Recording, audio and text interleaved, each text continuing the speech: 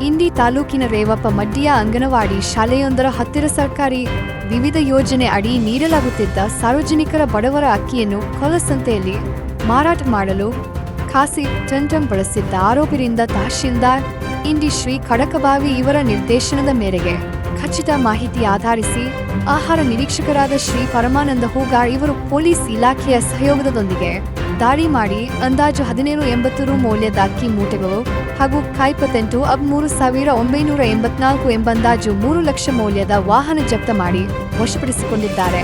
ಪ್ರಕರಣ ಇಂಡಿ ಪೊಲೀಸ್ ಠಾಣೆಯಲ್ಲಿ ದಾಖಲಾಗಿದೆ. ಈ ದಾಳಿಯಲ್ಲಿ ಆಹಾರ ನಿರೀಕ್ಷಕ Shri Paramananda Hugar, police ASI Shri S Korasgam ಹಾಗೂ ಸಿಬ್ಬಂದಿ ನಿಲುರೆ ಭಾಗವಹಿಸಿದ್ದರು. ನಮ್ಮ ದಿವ್ಯ ಕರ್ನಾಟಕ ಸುದ್ದಿಗಳನ್ನು ನೋಡಲು ಮರೆಯದಿರಿ. ಹಿಂದೆ ಯೂಟ್ಯೂಬ್ನಲ್ಲಿ ದಿವ್ಯ ಕರ್ನಾಟಕ ಎಂದು ಟೈಪ್ ಮಾಡಿ ಸಬ್ಸ್ಕ್ರೈಬ್ ಮಾಡಿಕೊಳ್ಳಿ ಹಾಗೂ ಬೇರೊಬ್ಬರಿಗೆ ಶೇರ್ ಮಾಡಿಕೊಳ್ಳಿ. ಧನ್ಯವಾದಗಳು.